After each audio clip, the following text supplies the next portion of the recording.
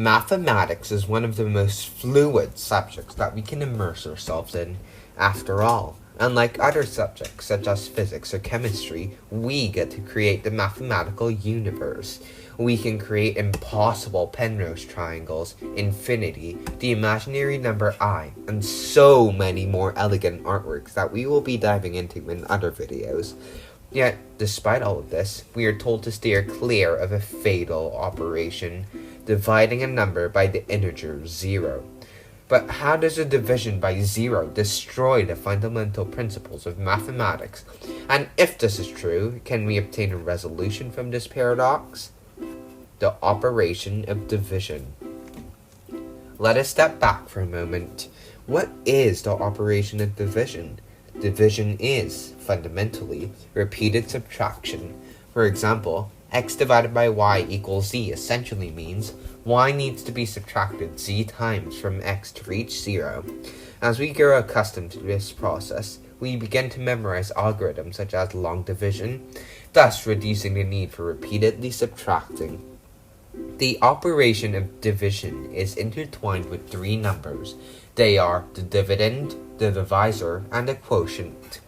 The dividend is the number that is being divided, the divisor is the number that is dividing the dividend, whilst the quotient is a result of the operation. If the quotient is not an integer, it suggests that the dividend is not a multiple of the divisor. But what does dividing actually mean? Let us take a look at a simple example, such as cutting pieces of cake.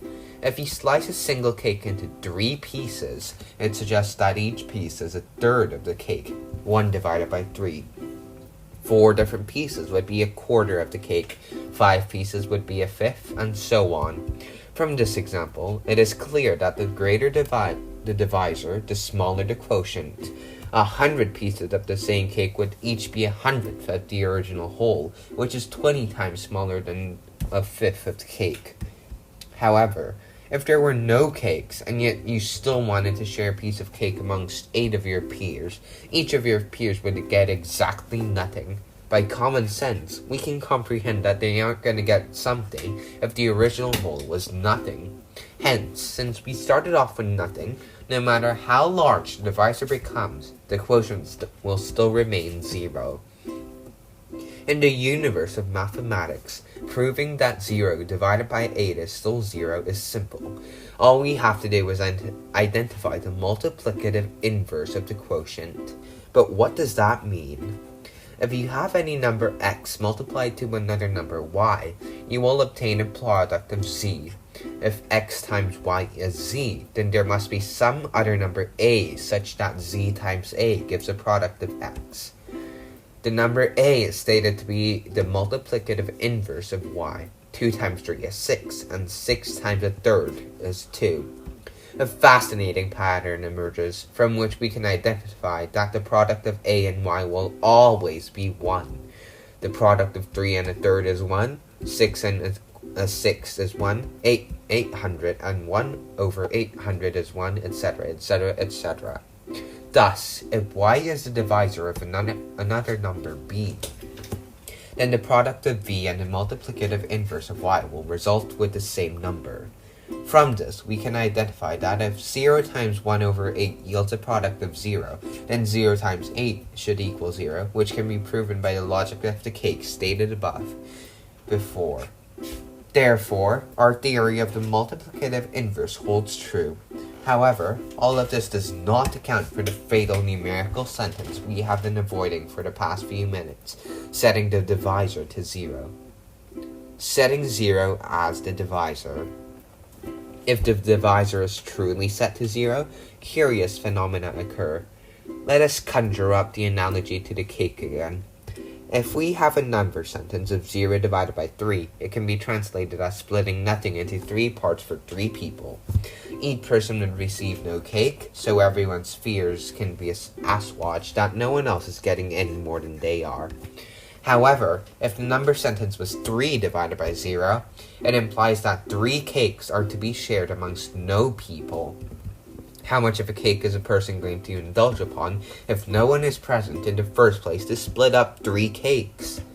Mathematically, if any number x with a divisor of 0 has a quotient of y, then y times the multiplicative inverse of 0 must be x once more. Mathematics has been based upon that singular axiom, and thus any number, including 0, must obediently follow the rules of the axiom. Unfortunately, for mathematics, 0 appears to not have, at least with current investigations, a multiplicative inverse. By definition, the multiplicative inverse of 0 multiplied by 0 must yield a product of 1. But since anything multiplied to 0 has a product of 0, our equation does not hold true. But isn't the multiplicative inverse of 0 simply 1 over 0, since the multiplicative inverse of any number is its reciprocal? If the multiplicative inverse of 0 is truly 1 over 0, the paradox we encountered above surfaces again, and thus 1 divided by 0 remains a mystery.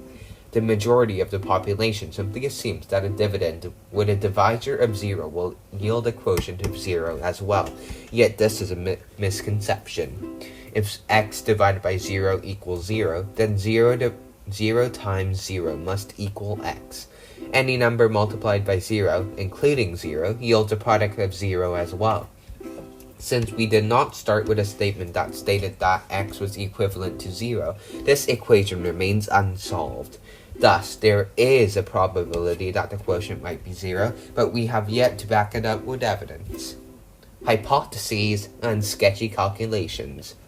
When equations cannot be comprehended easily, graphs can be consulted.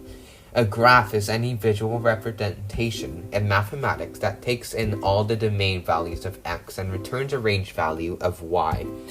We will explore more functions and graphs in future videos, but it can be simplified that graphs are simply clunky machines that simply give out an output and an input. Let us draw the y equals 1 divided by x graph in the non-negative domain, meaning that the x inputs will always be non-negative numbers. If we draw a table to list down some of the key points that we are to include on our graph, we find that the greater the x inputs, the less the y outputs. 1 divided by 1 is greater than 1 divided by 100, for instance. Conversely, the less the x inputs, the greater the y outputs. 1 divided by 0.1 has a quotient of 10, while 1 divided by 0.05 has a quotient of 20. After plotting a few more points and connecting the plotted points with a curve, we see that the curve's y value approaches infinity, while the curve's x values approach 0. So, wouldn't it be reasonable to conclude that for the number sentence y equals 1 divided by x, if x is 0, then y would be infinity? There are major erroneous parts of that statement. If y is infinity, this suggests that infinity times 0 is 1, or infinity times 0 is 1, represented on the screen. By now, it may seem obvious that any number multiplied to 0 gives a product of 0, and hence the number sentence above cannot hold true. Albeit our current numbers and proofs cannot supply evidence for the possibility of dividing by 0, this would not be the first time mathematicians have encountered a problem that they cannot solve. For example, before the strong foundations of the complex number system we have in place today, irrational and imaginary numbers were mere figments of the then perceived madman's imagination. In the present day, we are aware that the square root of -1 can be expressed as a completely revolutionary number known as I, and that irrational numbers, or numbers that cannot be expressed as fractions, do indeed exist. So what is there to hold us back from dividing by 0? To set the divisor as 0, 0 must have a multiplicative inverse. Since the y equals 1 divided by x graph seems to assert that, for the domain value of 0, the range value is infinity. Hence, 0 times infinity equals 1. So far so good. Let's splice the operation up a bit to test its veracity. If 0 times infinity is equivalent to 1, that means that 1 plus 1, or 2, is 0 times infinity plus 0 times infinity. Through what is known as the distributive property, we can rearrange the like terms in the number sentence of 0 times infinity plus 0 times infinity equals 2 to 0 times infinity equals 2. Operations with infinity and the distributive property will be covered in future videos. Since 0 times infinity equals 1 and 0 times infinity equals 2, this states that 1 equals 2. This is certainly not true in our real world, and thus 0 cannot be the divisor of a division number sentence. Conclusion. Every human on Earth loves finding out the unknown, whether this is how to overcome a math test or discovering the anatomy of a black hole. But mathematical paradoxes, such as the divide by zero error, seems to remain stubbornly in the abyss of ignorance. Even more bizarre is a mathematical tool known as the Riemann sphere, which allows for the computation of divisions by zero. But in our everyday lives, it is safe to conclude that we must never set the divisor to 0. This video was sponsored by K-Zone. If you want to learn more about them, check out their website, linked in the video description below. Thank you for watching our first edition of the Information Institute.